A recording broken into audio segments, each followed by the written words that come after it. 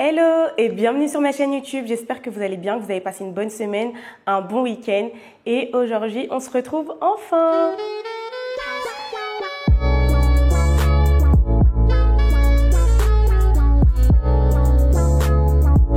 Je m'excuse de vous avoir fait un petit peu attendre, c'est parce que je suis en vacances et du coup il fallait que voilà, je profite un petit peu etc, que je me ressource, c'est pour ça. Mais je suis de retour et le sujet du jour, aujourd'hui on va parler de comment la maladie que j'ai eue m'a a impacté ma vie amoureuse.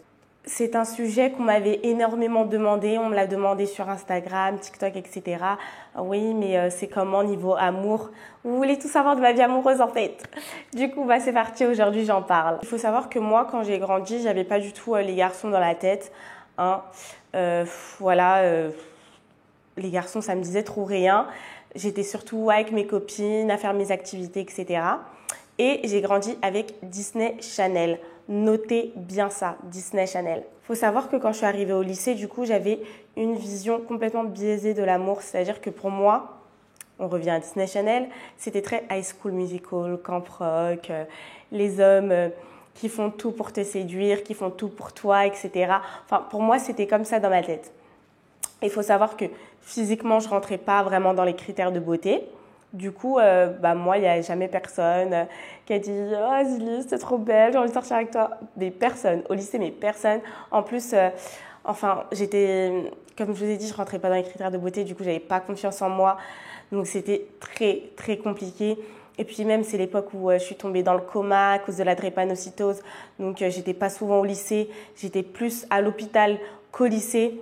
Du coup, voilà. Maintenant, voilà, ça commençait quand même à m'intéresser parce que j'étais en mode, voilà, c'est quoi ça, d'avoir un copain, tout ça.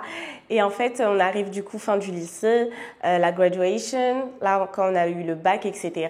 Par la grâce de Dieu, je l'ai eu. D'ailleurs, si vous voulez une story time sur comment j'ai eu mon bac, je peux vous la faire. Et du coup, ça veut dire que j'ai eu mon bac, etc. Et j'ai commencé un petit peu à glow up. Donc voilà, là les garçons, ils venaient un petit peu plus, Azilise. Et ils venaient, mais sauf que moi, j'étais pas vraiment dans l'optique de vouloir me mettre en couple ou d'essayer quoi que ce soit parce que ma santé, ça n'allait toujours pas. Donc, on arrive à l'année du baccalauréat. Donc, j'ai eu mon bac. D'ailleurs, dites-moi si vous voulez une story time sur comment j'ai eu mon bac parce que franchement, c'était un miracle.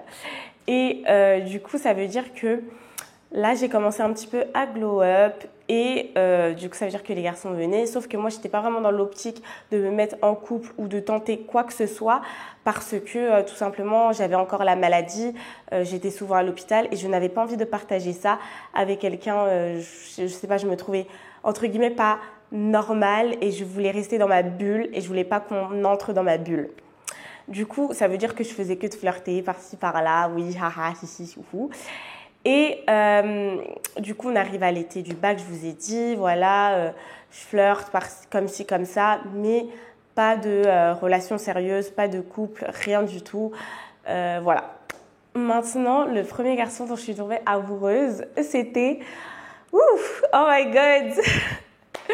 Le premier garçon que j'ai aimé, c'était du coup quand je suis rentrée à l'université et c'était un ami à moi et je le connaissais depuis longtemps et voilà quoi. C'était tellement la honte. Je sais pas, je l'aimais trop, etc. Et en fait, c'était quelqu'un qui me connaissait par cœur. Voilà, c'est des bases d'amitié. Donc voilà, il savait un peu sur ma vie. Après, sur la drépanocytose, je me cachais, je lui racontais pas tout, mais il savait à peu près tout les autres parties de ma vie, etc., comment j'étais et comme moi je savais tout de lui, etc. Et du coup voilà, vous connaissez, on est un petit peu bête, innocent et je préviens, c'est le goumin de 19 ans parce que personne n'échappe au goumin de 19 ans. C'était mon goumin de 19 ans. Du coup ça veut dire que j'étais très amoureuse et un beau jour il me dit qu'il m'aime et du coup j'étais toute choquée et tout. Et il me dit, mais est-ce que toi aussi tu m'aimes et tout? Et moi, je n'osais pas. Moi, je suis très pudique avec mes sentiments.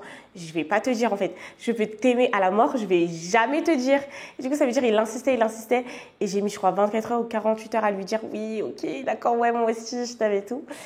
Et à partir de ce moment-là, c'était trop bizarre. Et il faut savoir qu'avec lui, vraiment, j'avais un comportement de wifey. Vraiment de wifey, Je savais tout ce qu'il faisait, à quelle heure, ses potes, il faisait quoi, nanani, machin, nanani, nanana.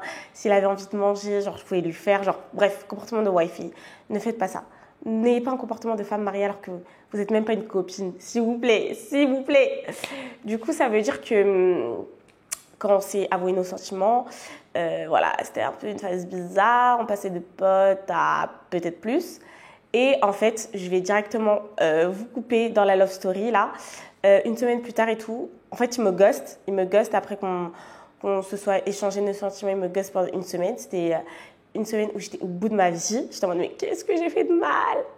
Et en fait, il est revenu vers moi en disant que oui, lui, en fait, il m'aime pas. Enfin, il m'aime pas comme ça. Qu'il l'a dit juste parce qu'il se doutait que j'avais des sentiments pour lui. Et pour me le faire avouer, il fallait qu'il le dise en premier. Et que du coup, en fait, c'était la manipulation pure et dure. Du coup, ça veut dire que suite à ça, j'ai été traumatisée. C'était vraiment mon gamin de 19 ans, j'étais traumatisée. J'ai dit, mais c'est ça les hommes. Mais Disney Channel nous a menti. C'est ça les hommes. Du coup, ça veut dire que j'étais au bout. Mais après, j'avais toujours le problème de ma santé à côté. Donc, j'ai pas cherché plus loin. J'ai continué ma vie. Et j'ai pas reparlé à d'autres garçons ou quoi, ou aimé d'autres garçons ou machin. Et ça veut dire que tout ça s'est passé à mes 19 ans.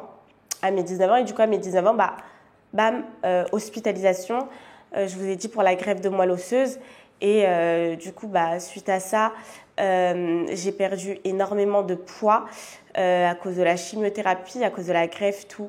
Donc, ça veut dire que ma confiance en moi, elle a rechuté. Donc, ça veut dire que je l'avais regagnée un peu après le lycée. Voilà, j'étais de nouveau un petit peu fraîche, un petit peu plus de poids, tout ça. Et en fait, ça a rechuté. Du coup, ça veut dire qu'avec les garçons, on va dire que c'était beaucoup plus facile pour eux parce que du coup, j'étais beaucoup plus manipulable. Voilà, quand tu as un manque de confiance en toi, tu es beaucoup plus manipulable. Et du coup, ça veut dire que les garçons à qui j'ai parlé après ma chimiothérapie, après ma greffe, c'était à perte, hein, vraiment à perte. À perte. Et bon, du coup, ça veut dire qu'il n'y a pas trop grand-chose qui s'est passé à ce niveau-là. Et du coup, je voulais pas non plus que grand-chose se passe. C'était aussi peut-être moi d'un côté qui me freinait de vouloir aller plus loin ou quoi, parce que je sais que pour l'instant, il faut que je règle ma santé. Pour moi, c'était ma santé avant quoi que ce soit. Parce que en fait, quand tu te mets avec quelqu'un, voilà, vous développez des sentiments, vous voulez vous mettre en couple. Après le couple, ça parle quoi? Ça parle futur. Ouais, machin. Enfin, moi, je veux savoir d'abord dans le futur, est-ce que déjà je suis capable de rester en vie parce que les docteurs étaient tout simplement en train de me dire Azilis, tu es en train de mourir. Est-ce que je peux avoir des enfants? Est-ce qu'il y a tout ça qui se pose? Parce que franchement, la question des enfants, quand tu as la drépanocytose, alors on peut avoir des enfants, hein, on peut avoir des enfants, mais la douleur, alors déjà que c'est la maladie de la douleur, mais vous imaginez mettre au monde alors qu'on a la drépanocytose, je me dis mais waouh, pour moi c'était vraiment ma plus grande peur.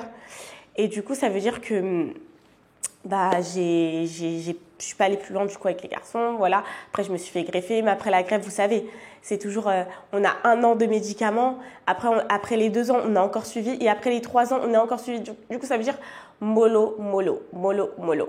Et du coup, ça veut dire que j'ai eu aucune relation, rien du tout avec les garçons de mes 19 ans.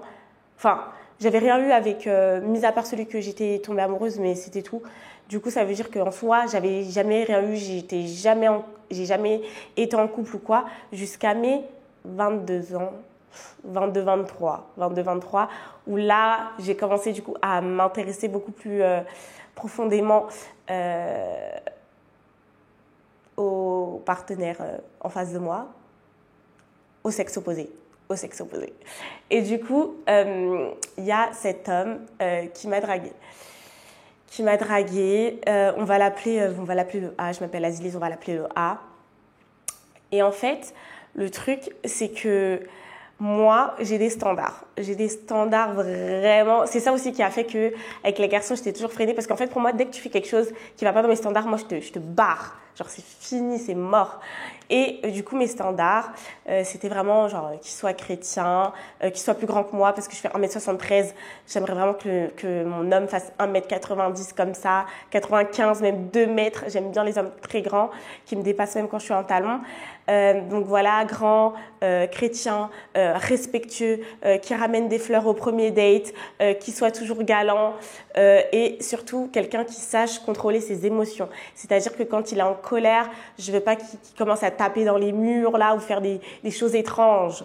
Du coup, ça veut dire que voilà, j'avais certains critères, certains standards pour les hommes. Pour moi, je trouve pas que ce soit des standards élevés, mais apparemment en 2024, on est chez les fous, donc c'est trop élevé. Et après, il y a aussi la question de l'argent, qui vient où pour moi, mon homme doit gagner quand même un peu plus que moi, 2 à 3 fois mon salaire, parce que vous savez, qu'on le veuille ou non, 2024, la question de l'argent dans un couple, c'est toujours problématique.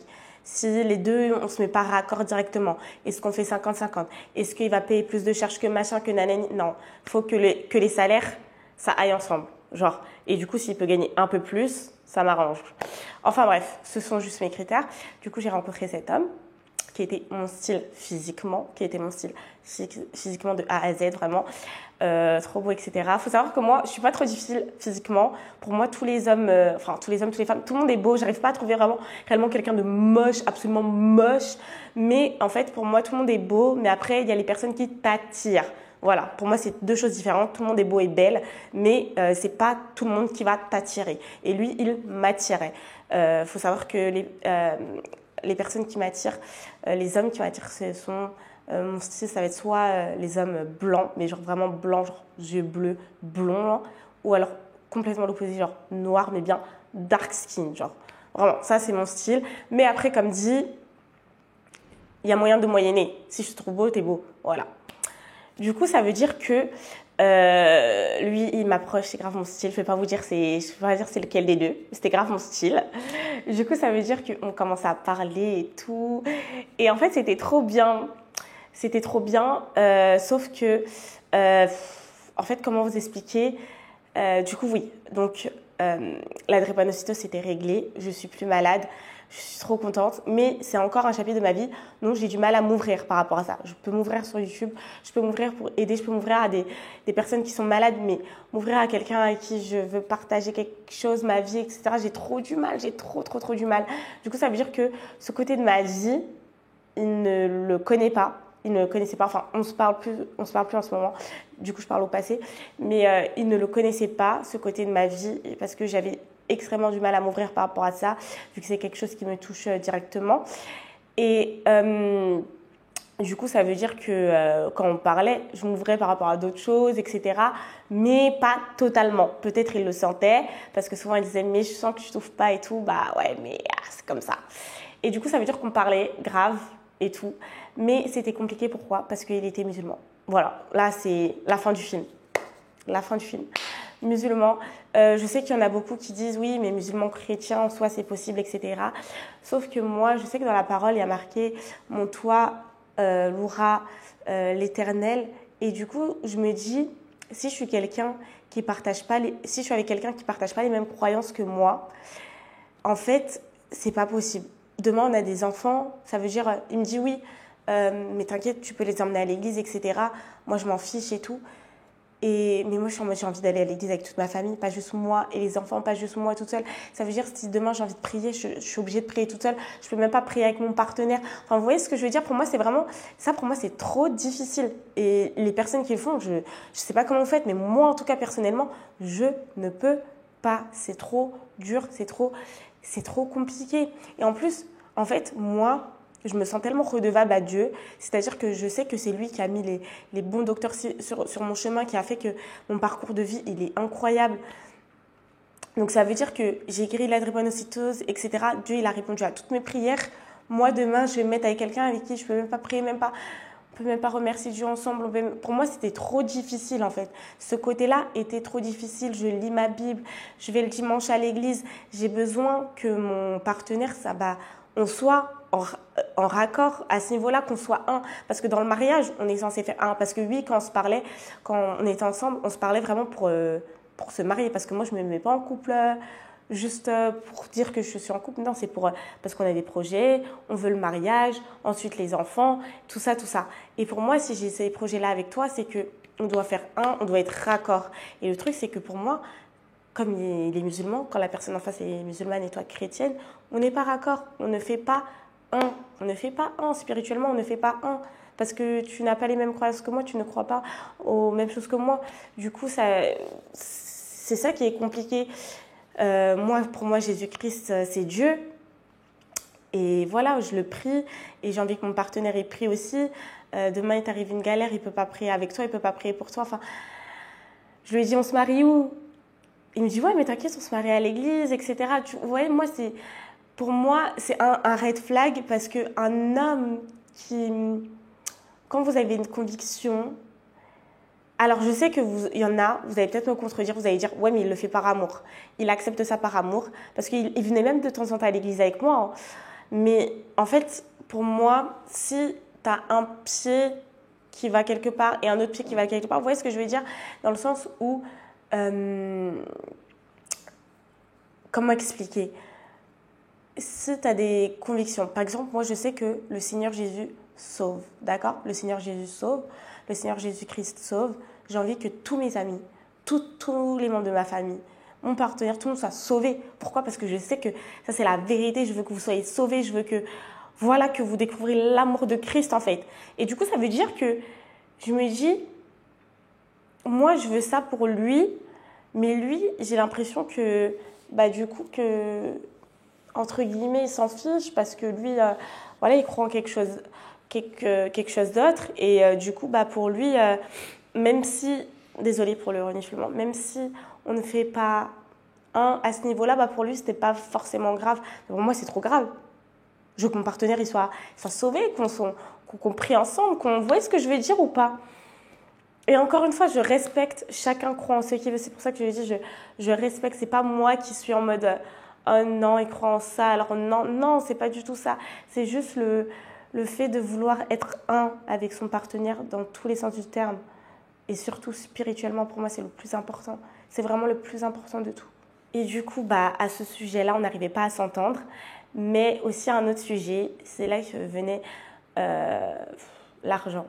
Quand on vous dit l'argent, ça compte quand même dans un couple parce qu'en fait, ça veut dire que moi, je gagnais plus que lui. Et du coup, ça veut dire que c'est difficile. C'est difficile dans le sens où, ça veut dire que quand on va au date, on sort, c'est qui doit payer? C'est moi. Mais c'est pas comme ça en fait. Moi, j'ai pas été élevée comme ça, je suis congolaise. C'est pas possible. C'est vraiment pas possible. Genre, on sort, même, vas-y, on est là, on doit regarder, faire attention au prix, machin. Non, moi, c'est pas comme ça. Si on sort, on sort. Si on sort, on sort. Et lui, voilà, bon, il essaie. Évidemment, quand je dis ça, encore une fois, je ne l'accable pas en mode « Oh, le pauvre, il est pauvre, on pouvait pas... » Non, c'est pas ce que je dis. Je dis juste que pour l'instant, lui, financièrement, il pouvait pas parce qu'il avait d'autres projets, etc., machin. Donc, financièrement, c'était serré. Mais pour moi, quand tu t'engages à date une personne, alors je sais, vous allez me dire « L'argent, ça fait pas tout, nanani, il y a l'amour. » Mais en fait, on va pas vivre de pain, d'eau et d'amour. Je vous explique. C'est comme ça, voilà, quand vous devez faire vivre un couple, etc., il y a des sorties. Alors attention, je ne parle pas de sorties hôtel 5 étoiles ou je ne sais pas où, voyage au Fidji, nanani, nanana. Je n'ai pas dit ça. Petit resto de temps en temps. Allons boire un verre. Allons au cinéma. Allons au musée. Des petites choses comme ça. Mais vous voyez, même pour ces petites choses comme ça, c'était compliqué. Et pour moi, son affaire, c'était même pas le fait qu'il soit en manque d'argent. C'est le manque de capacité à faire plaisir, le manque de capacité à offrir à une femme ce qu'elle veut. Tu sais tous les hommes, vous savez les femmes, il faut les faire sortir, il faut les machins, nanana. Un homme qui fait pas ça, pour moi, c'est un red flag. C'est un red flag. Ok, t'es casanier, ok, t'aimes rester à la maison, ok, t'aimes ton Netflix and chill. Mais non, en fait, comment ça, une seule sortie dans le mois? On est où là? Les filles n'acceptez jamais ça. Parce qu'en fait, une fois que vous acceptez ça, je vous assure, toute votre vie, même si vous vous mariez avec la personne, ça va être comme ça. J'ai une copine à moi, elle est mariée. Hein. Son mec, il est casanier, elle le savait dès le départ. Hein. Maintenant qu'ils sont dans le mariage, elle souffre. Même pour sortir, elle souffre. Elle doit limite le supplier et tout. Non, trouvez-vous des hommes qui vous font sortir. Faut sortir. C'est comme ça, on ne peut pas rester tout le temps à la maison, Netflix and chill en mode on est mariés depuis 30 ans et tout et tout. Non, on aura toute notre vie pour rester à la maison. Là, on est jeune et tout. Et puis même, c'est même pas que on est jeune, même quand vous avez 40 ans, vous rencontrez quelqu'un, faut que vous sortiez, faut faire vivre le truc. Vous voyez ce que je veux dire? Bref, lui, il faisait vivre rien du tout. Donc, c'est pour ça aussi qu'on ne s'entendait pas. Moi, je suis quelqu'un, j'ai trop besoin d'être... Je suis trop comme ça. Je suis vraiment une pile électrique. J'ai besoin de sortir, j'ai besoin de faire ci, j'ai besoin de faire ça. Non, non, même quand je suis avec les copines et tout, quand on se voit jamais dans nos propres maisons. Pourquoi? Parce qu'on est tout le temps, on est dehors, ok, viens, on va au musée, ok, viens, il y a une expo là, ok, viens, on va faire du shopping, viens, on va dans une autre ville, viens, on va boire un verre. Genre, c'est ça en fait, c'est... Voilà, faut sortir. Et à ce niveau-là, on avait du mal avec lui. Lui, très casanier et tout, et il comprenait pas le fait que moi, j'ai besoin de sortir, etc. Et en fait, je me dis, après tout ce que j'ai vécu, etc., dans ma vie, les combats que j'ai menés, je ne peux pas être avec quelqu'un qui va me faire comme ça. Je ne veux pas suer. Je ne veux pas suer, je ne veux pas me battre. D'accord? L'amour, c'est bien, mais comme je dis, on ne va pas vivre de pain, fruits secs et amour. Ok? Non. C'est-à-dire que moi, j'ai besoin que tu saches. Et en plus, sachez qu'il n'avait pas mon âge. Je tiens à le dire. Ah oui, ça, c'est un point très, très important avant que vous commenciez à me juger, moi. Il n'avait pas mon âge. Beaucoup plus âgé, beaucoup plus. J'abuse, mais plus âgé que moi, vraiment plus âgé que moi. Donc, normalement, à cet âge-là, déjà, tu sais comment c'est, tu sais comment machin, ok? Du coup, ça veut dire que moi, j'ai pas envie de, après tous les combats que j'ai eu dans ma vie, j'ai pas envie de suer et de fight avec un homme, en fait. C'est soit tu sais ce qu'il faut faire, soit tu sais pas. Parce que nous, les femmes, je suis désolée, mais on fait énormément de choses. On est là, on sait ce que les hommes ont besoin, on peut faire énormément de choses, mais franchement, le peu qu'on demande, je trouve que ça devrait être respecté. Et en plus, le pire, c'est qu'il ne rentrait pas dans mes standards. Je vous ai parlé de mes standards avant. Du coup, ça veut dire que j'ai, entre guillemets, baissé mes standards ou ignoré mes standards pour être avec lui. Et au final, c'est chose à ne pas faire. C'est chose à ne pas faire. Bourbier. Les filles, si vous avez des standards, s'il vous plaît, restez-y. Restez avec. Vraiment. Et en plus, Dieu me montrait des signes de par A plus B, etc. Mais moi, oui, j'ai mis mes lunettes et tu vois plus mes yeux. Vraiment, je vous assure, le Seigneur il m'a montré des rêves, des machins, comme quoi c'était pas l'homme que j'allais finir avec et tout. Mais moi, je voulais rien voir, je voulais rien entendre. Pourquoi? Par amour. L'amour, vous savez quoi? Je vais vous dire, moi, ça change tout le temps. Un jour, vous aimez et l'autre jour, vous détestez. C'est toujours comme ça. C'est ça que vous savez marier en couple, c'est toujours comme ça. On dit toujours, ouais, l'argent, ça va, ça vient. L'amour, ça va, ça vient aussi. Vous allez toujours aimer une personne comme ça. Vous allez toujours l'aimer comme ça. Ça, c'est la base. Ça, c'est l'amour. Ça, c'est ce pourquoi vous êtes avec cette personne. Maintenant, des fois, ça va faire comme ça. Vous allez être bad amoureuse. Oh, vous l'aimez trop, c'est votre chéri d'amour. Des fois, ça va être comme ça. Des fois, vous ne pouvez plus vous le voir. Oh, aujourd'hui, je ne peux plus le voir. C'est comme ça. C'est l'amour, ça. Comme ça. Vous pensez que les gens qui sont en couple depuis 30 ans, c'est comment? C'est toujours comme ça. En fait, ce qu'il faut vous dire quand vous êtes avec une personne, c'est est-ce que vous êtes complémentaires? Est-ce que vous pouvez être comme ça? Est-ce que vous avez une seule et même vision? Est-ce que vous pouvez marcher ensemble? Et lui et moi, on n'avait pas tout ça, en fait. On ne pouvait pas marcher ensemble déjà de une, parce qu'on n'avait pas la même vision, vu qu'on ne fait pas spirituellement parlant. Donc, ça veut dire que des fois, j'avais l'impression qu'on était sur deux planètes différentes. Et en plus de ça, du coup, le fait qu'à chaque fois, je lui dis, mais pourquoi tu fais pas ci? Pourquoi on sort pas? Non. Un mec, quand il veut, quand il sait, il peut. Et je vous assure que tout n'est pas question d'argent, même quand tu veux faire des petits dates, des pauvres pique-niques, des petits... Même si tu veux faire un Netflix and chill, que tu fasses des trucs cute. Vous savez que nous, les filles, on kiffe ça. Un truc petit cute et tout, petit pique-nique, petit machin, ça coûte que dalle. Que dalle! Après, évidemment, je mets pas... Là, je vous explique les mauvais points pour vous expliquer un peu comment ça s'est fini, pourquoi ça s'est fini, mes standards, etc. Je ne le diabolise absolument pas. C'est un mec en or, un mec super. Mais ce qui fait que tout ça, tous ces points-là que je vous dis, fait que ça pouvait pas. Ça pouvait pas. Et du coup, ce qui fait que je pense que c'est pour ça aussi également que j'avais du mal à m'ouvrir. Parce qu'en fait, je suis en train de m'ouvrir à quelqu'un avec qui que je sais que je ne vais pas forcément finir. Pourquoi? Ça me fait trop rire parce que là, depuis avant, je vous parle comme si vous étiez ma story privée. Vous connaissez toute ma vie. Je pense que vous connaissez même plus que mes copines. Bref, c'est pas grave. Ça reste entre nous, ok? Et Mais du coup, voilà pourquoi ça s'est fini. Mais du coup, ça veut dire que maintenant, je vais grave garder mes standards parce que ça sert à rien de tomber amoureuse, d'aimer quelqu'un si au final, c'est pas pour pas finir ensemble. Moi, je trouve que c'est vraiment perte de temps, perte d'énergie. Les filles, gardez vos standards. Les hommes aussi, si vous avez des standards, gardez-les. C'est trop important de garder ces standards. Ok? Vous allez toujours trouver chaussures à votre pied. Cendrillon, elle a trouvé, pourquoi pas vous? On va tous trouver chaussures à notre pied, d'accord? Je sais que quand il est question d'amour, il ne faut pas chercher. Ça vient tout seul. Ça, c'est à savoir. Et ensuite, moi... En conclusion du pourquoi la drépanocytose, ma maladie, a impacté ma vie amoureuse. Ça a impacté ma vie amoureuse parce que du coup, mes expériences, je les ai faites bien plus tard. J'ai pris le train bien plus tard. J'ai pris le train à 22-23 ans pendant que tout le monde prend son train à 15-16 ans. Voilà. Du coup, j'avais l'impression d'avoir un train de retard sur tout le monde. Quand on me parlait des mecs, qu'est-ce que vous faites, machin, mec, c'est comme ça. J'étais en mode, ah bon, ah ok. C'est-à-dire que même avec le A, quand il faisait des choses, des fois, que je comprenais pas, etc., je devais demander à mes copines, est-ce que c'est normal qu'ils fassent comme ci, comme ça, etc. Parce qu'en fait, quand t'as pas d'expérience, quand tu sais pas, voilà. Et après, vous allez dire, oui, aussi, Internet, ça vous matrix. Mais en fait, Internet, moi, c'est ma seule, on va dire... quand je vois des choses sur Internet, etc., ou quand des filles parlent, etc., quand je suis des filles qui parlent de relations, moi, je me base sur un peu ce qu'elles disent, sur leur vécu, parce que moi, je n'ai pas eu de vécu. Parce que mon vécu, je l'ai eu super tard, et encore, ça, c'était une seule expérience. Et après, je ne suis pas le genre de fille qui est pour avoir 40 000 expériences, non. Mon idéal, moi, ça aurait été de sortir avec un mec au lycée et de finir mariée avec lui. Hein. Franchement, si j'aurais pu avoir ça, franchement, finir comme dans un film Disney Channel, tu le rencontres au lycée, tu finis mariée et tout, comme Gabriel et Troy. C'est ce que je voulais. Mais bon, la vie en a décidé autrement. Du coup, mais c'est pas grave. Franchement, c'est pas grave. Maintenant, juste, je sais que je dois rester avec mes standards. Vous restez avec vos standards. Alors, certes, j'ai loupé un train, mais c'est pas grave. Peut-être que même c'est pour le mieux parce que des fois, quand tu as des expériences trop tôt, c'est des expériences qui ne sont pas du tout nécessaires. Du coup, voilà, les filles, faites attention à vous, faites attention aux garçons. Et si je pouvais faire une prévention dans cette vidéo,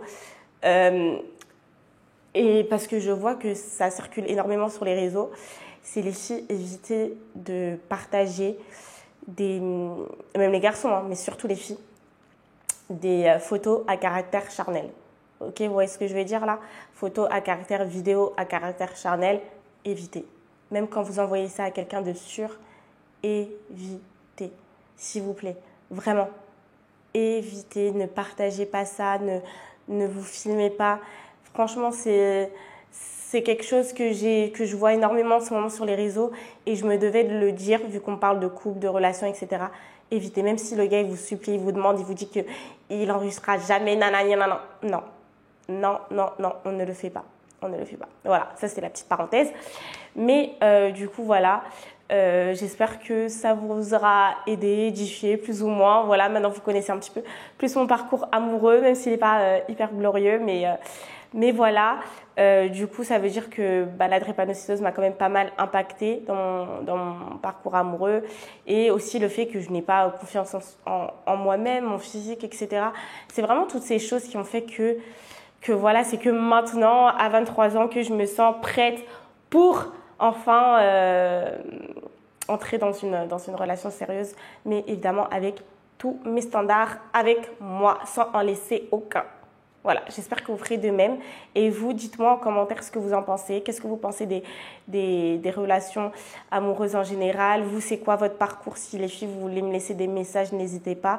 Qu'est-ce que vous pensez des relations musulmans, chrétiens? Est-ce que pour vous, c'est possible ou non? Moi, je vous ai partagé mon point de vue. Je suis ouverte à écouter le point de vue de tout le monde. On est là pour échanger dans la paix. Et voilà, c'est la fin de ma vidéo. N'hésitez pas, du coup, à laisser un petit commentaire, à liker, et évidemment à me suivre. Et également sur tous mes autres réseaux sociaux, Instagram, TikTok, Snapchat. N'hésitez pas. Et je reviens avec d'autres vidéos. Gros bisous, je vous aime.